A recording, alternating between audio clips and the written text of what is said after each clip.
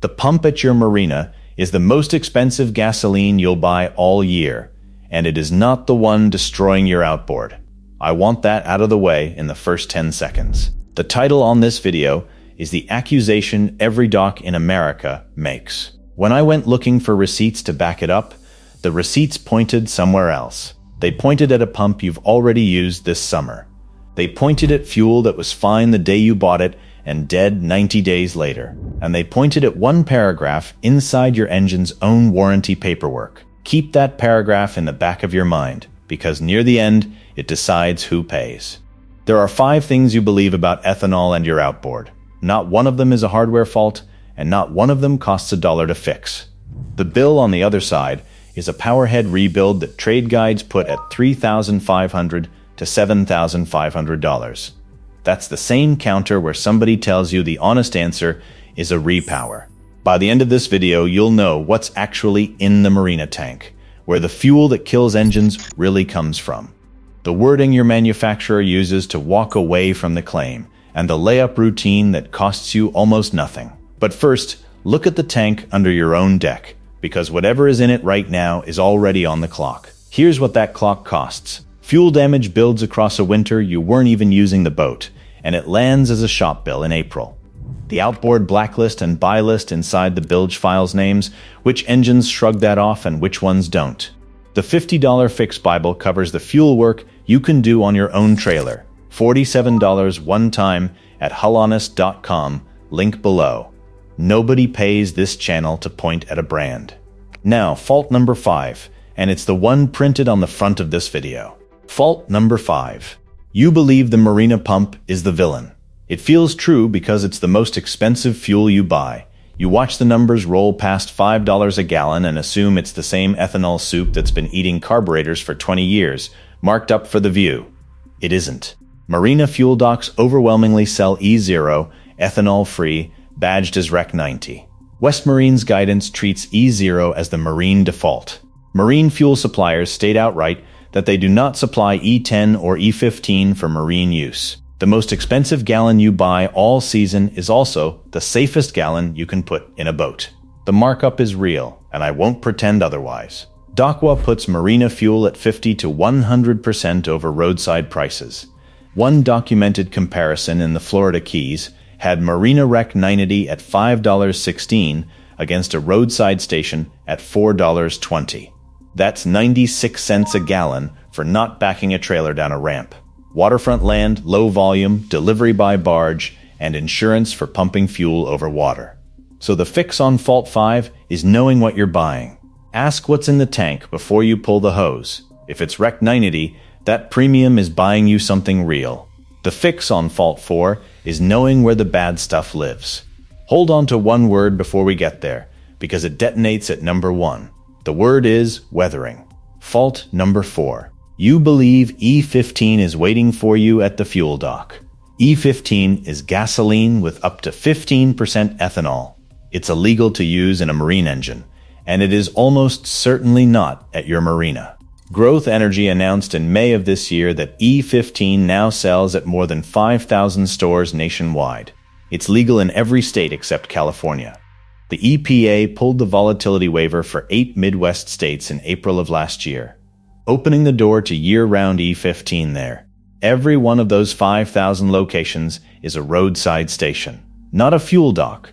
The real exposure isn't the marina, it's the trailer stop. It's the blender pump at the interstate exit where you top off the truck, then walk a can over for the boat. The cheapest button on that panel has the most ethanol behind it. The industry knows how that goes. An OPEI Harris poll of just over 2,000 adults found 60% assume any gas sold at a station is safe for everything they own. 36% knew E15 damages some engines. 5% knew using it in them is illegal. A Boat US summer fuel survey found 49% had no idea E15 in a marine engine is federally prohibited. I'll be straight with you, because the sharp guys in the comments always are. That OPEI poll is from 2016, and the Boat US one is from 2018. They're not fresh. I use them because they're the cleanest measure of what boaters actually knew at the pump, and nothing since suggests the label got easier to read. There is a label. The EPA requires an orange and black E15 sticker on the dispenser. It warns against use in vehicles older than model year 2001, in motorcycles, in gasoline-powered equipment, and specifically in watercraft. Stations selling it run a misfueling mitigation plan and quarterly compliance surveys. So, the fix on Fault 4 is a 10-second habit.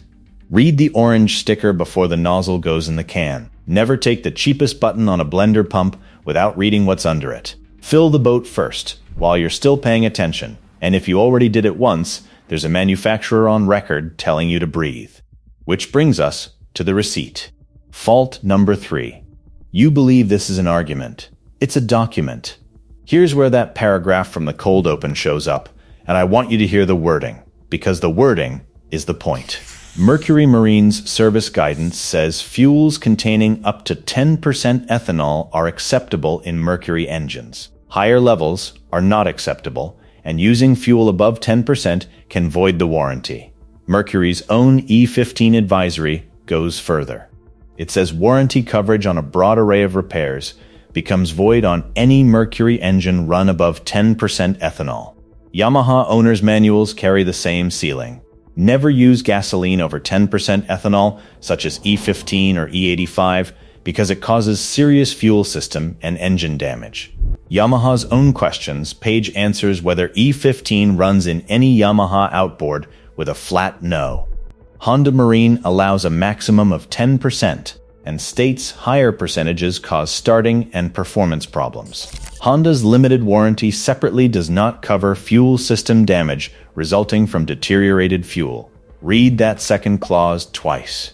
It isn't about ethanol at all, and it matters at number 1. Suzuki allows gasohol at not greater than 10%, warns that damage from non-conforming fuel may not be covered, and recommends alcohol-free gasoline whenever possible. 4 manufacturers, 1 number. 10%. Now the honesty beat, and it costs the argument something. Yamaha's Martin Peters has said on record that accidental one-time use of E15 will not void your Yamaha warranty, while making clear it's not a fuel you'd ever use on purpose. So one mistake at an interstate pump in July is not a wrecked warranty. It's a mistake you shouldn't repeat. There's a lab test behind the 10% line, and the caveat comes with it. In 2011, Mercury Marine ran an endurance study as a subcontractor to the National Renewable Energy Laboratory, published as NREL Report 52909. Engines ran 300 hours at wide open throttle on E15 against E0. A 300 horsepower supercharged Verado, said Verado, failed 3 exhaust valves at 285 hours. A 200 horsepower Legacy 2-stroke failed a main crank bearing at 256 hours. Every E0 engine finished clean. The report itself says results are based on a sample population of 1 engine per test fuel. It says they are not statistically significant. 1 engine. That's the study. I'm showing it because it's the only marine-specific endurance data that exists, not because it settles anything. Anyone quoting those failures without that sentence attached is selling you something. Which brings me to the pattern, and the pattern is why this video exists. Not one of these faults is a problem with the gasoline in the Marina's tank. Not one is fixed by spending more per gallon. 4 manufacturers wrote a 10% ceiling, and the fuel at your dock has 0% in it.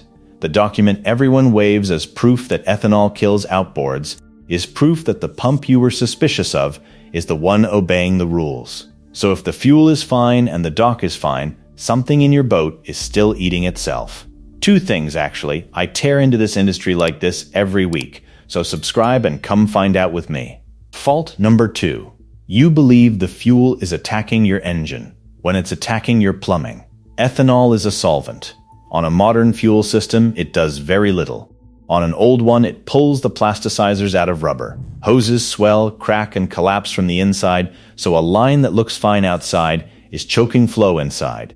It hardens primer bulbs. It goes after pump diaphragms, carburetor gaskets, and O-rings. In older fiberglass tanks, it dissolves the resin. Yamaha states it plainly that polyester resins can be dissolved by ethanol and that resin goes straight into your injectors. Here's the objection, and it's the smart one. If ethanol does all that, why has every engine on the water run E10 for 20 years without dying? You'd be completely right to ask. That's the strongest argument against everything I just said. The answer is dates.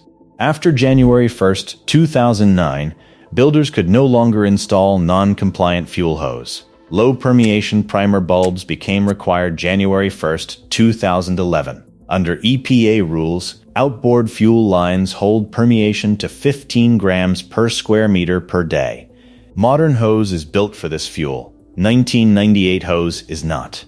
The engines that survive E10 are plumbed after the rules changed. The ones that die run 20-year-old rubber that never met a solvent it was designed for. That makes this a used boat inspection item, and it's the cheapest one you'll ever run.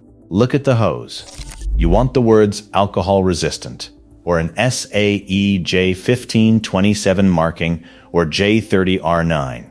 No marking, or a date before 2009, and you replace it. Squeeze the primer bulb. Hard means old, and old means before 2011. Check the filter bowl for water or rust. On an older fiberglass tank, look for anything soft or tacky. Drop a comment and tell me what's on the back of your boat, what year the fuel line is, and whether it says alcohol resistant on it. I want to see how many of you run rubber older than the rule that governs it, because none of that explains the boat with new hose that won't start in May. That's number one. Fault number one. You believe ethanol-free gas keeps forever. This is the myth I hear most in the comments. It's wrong, and the study that kills it was paid for by the ethanol industry, which is why I checked it twice. In 2016, National Renewable Energy Laboratory researchers Earl Christensen and Robert McCormick ran fuel through a chamber cycling daily between 70 degrees at full humidity and 100 degrees at 60%. A Gulf Coast summer. They found E10 tolerates over 0.4% water at 60 degrees before it separates. About a tablespoon per gallon. At 20 below, that drops to 0.25%. Phase separation is what everyone pictures. The ethanol grabs enough water that it falls out of the gasoline the way silt falls out of a bucket of river water. It settles in the bottom of the tank, which is where your pickup tube lives. The top layer loses its ethanol and its octane. The bottom layer is corrosive, and it's permanent. Mercury says there is no practical additive that prevents phase separation, and that once it happens, you remove all free water and replace the fuel. Now the number that reframes everything. In that chamber, under the most humid summer conditions in the country, E10 took 12 weeks to separate. 3 months. Meanwhile, the ethanol-free control didn't separate at all, and weathered to the same degree over the same window. The researchers noted ethanol-free gasoline stored that way would likely be problematic anyway. Significant weathering showed up inside a month. There's your word from the cold open. Weathering, gasoline is a blend, and the light volatile fraction at the top evaporates off first. The way thinner leaves an open can of paint. What's left won't light properly, no matter how pure it is. So the honest version is this. Ethanol takes on water roughly 10 times faster than straight gasoline, and that part is real. But your fuel went bad before the water ever became the problem. Fuel age is the villain. Phase separation is the version of it that leaves evidence in the tank. Now the protocol, and it's short. First, deal with the tank before layup. Mercury says that for storage of 2 months or more, it's best to completely remove all fuel, and if that isn't practical, keep it full with stabilizer added. That's the industry contradicting itself inside one paragraph, and it's an honest contradiction. Empty means nothing left to degrade. Full means less airspace for condensation. If you can drain it, drain it. If you can't, fill it. Second, fit a water separating filter and actually look in the bowl. Water, rust, or a distinct lower layer, and you have your answer before you turn a key. Third, treat the fuel you're storing with your expectations calibrated. Stay-Bill publishes third-party testing on a modified ASTM oxidation method. The fine print of that test says all tested fuels, including the unadditized baseline, scored above the 240-minute minimum. The additive helps. It isn't a force field, and nothing on a shelf reverses phase separation once it starts. Fourth, the friction warning. Buy less fuel than feels comfortable in the back half of the season. Running a quarter tank in September will feel wrong. Push through it, because a small amount of fresh fuel in April beats a full tank of March gasoline every time. Only now does money enter, and it enters in order. Cheapest leverage first. A water-separating filter and fresh alcohol-resistant line. That's a weekend and a couple $100, and it fixes the actual failure mode on any boat plumbed before 2009. Second, the E0 Premium. Ethanol-free runs 20 cents to $1 over E10, commonly 30 to 75 cents. Run a 30-gallon outboard through 15 fills, and you're at roughly 450 gallons. At 50 cents, that's about $225 a year to stop thinking about phase separation. Here's the honest verdict, and it isn't the same for everyone. If your boat is older, plumbed before the rule change, and sits for weeks at a time, that $225 is the cheapest insurance on the water against a rebuild starting at $3,500. Buy the E0. If your engine is modern, warranted on E10, and you burn a tank every couple of weekends, your fuel never sits long enough to weather. Put that premium in the gas tank instead. Fuel that gets used doesn't go bad. The Renewable Fuels Association has argued for years that owner neglect, not ethanol, is what kills these engines. They're the ethanol lobby, so take the framing accordingly. But on the mechanism, the neutral data and the manufacturers back them up, and I won't pretend otherwise because I don't like who's saying it. So the Marina pump was never the thief. It sells the cleanest fuel available at the highest price you'll pay. The damage came from a roadside sticker you didn't read. A hose older than the rule that governs it, and 3 months of sitting still. You never wrecked a fuel system because you were careless. You wrecked it because nobody told you gasoline has a shelf life, and the one industry positioned to tell you sells the replacement engine. Nobody pays this channel. No sponsors, no dealer deals, no affiliate links. Which is exactly why I can tell you the expensive pump is the honest one. YouTube thinks you'll like this video, so click it. And if you made it all the way to the end, subscribe, because the next tank you leave sitting is going to be a decision instead of an accident.